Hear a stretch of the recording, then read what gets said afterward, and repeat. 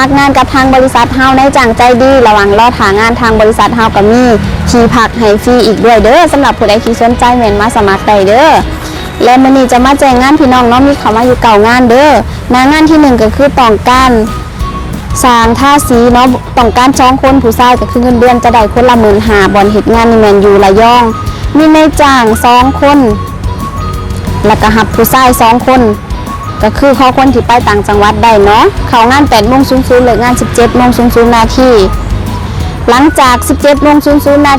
ถ้านายจ้างให้เฮ็ดเวียกก็คือจะเป็นโอเนาะอันนี้ขอคนที่ไปต่างจังหวัดได้เด้อส่วนงานที่2จะเป็นแม่บ้านทั่วไปนี่เงินเดือนเริ่มต้นอยู่ที่ 12,000 บอนเฮ็ดงานนี่แม่นอยู่อุดรธานีมีนายจ้าง4คนบ่มีสัตว์เลี้ยงเนาะขอคนที่ไปอยู่อุดรกับนายจ้างได้เด้อ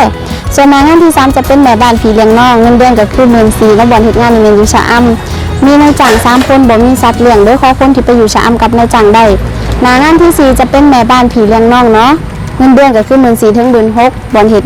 งานนี่แม่นอยู่สุขุมวิท15มีนายจ้าง4คนบ่มีสัตว์เลี้ยงเนาะเฮ็ดหน้าที่เบิ่งน้อง2คนอายุ7 ปีและ5 ปีน้องใหญ่ไปโรงเรียนกันเบิดแล้วหน้าที่รักนั้นตอนเช้าต้องได้เตรียมของให้น้องไปโรงเรียนส่วนงานที่5จะเป็นแม่บ้านกึ่งแม่ครัวเงินเดือน 13,000 บอนเฮ็ดงานนี่แม่นอยู่บางนามีนายจ้าง4คนเนาะบ่มีสัตว์เลี้ยงขอคนที่เฮ็ดกับข้าวได้ดีเลยส่วนงานที่6จะเป็นแม่บ้านกึ่งดูแลสัตว์เนาะก็คือเงินเดือน 12,000 บอนเฮ็ดเวียกนี่แม่นอยู่ศาลายามีนายจ้าง3คนมีหมา6ตัวแมว8ตัวขอคนที่บ่ย้านหมาบ่ย้านแมวเนาะขอคนที่หักสัตว์เอาง่ายๆส่วนงานที่7จะเป็นแม่บ้านทั่วไปนี่เงินเดือน 12,000 บอนเฮ็ดงานนี่แม่นอยู่สุราษฎร์ธานีเนาะที่บ้านนายจ้างมีนายจ้างแค่คนเดียวมีหมา2ตัวขอคนที่ไปอยู่สุราษฎร์กับนายจ้างได้ส่วนงานที่8จะเป็นแม่บ้านทั่วไปกินอยู่ประจำกับนายจ้างเนาะเงินเดือนก็คือ 15,000 บอนเฮ็ดเวียกนี่แม่นอยู่ทวีวัฒนามีนายจ้าง4คนเนาะขอคนที่มีประสบการณ์หลายๆหรือว่าผ่านงานมาหลายแล้วและเป็นงานทุกอย่างเพราะว่านายจ้างบ่อยากสอนเนาะ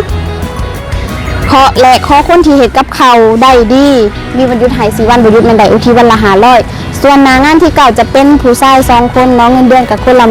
12,000 กินอยู่กับนายจ้างบ่เฮ็ดงานนี่แม่นอยู่จันทบุรีก็คือต้องการเป็นสร้างบำรุง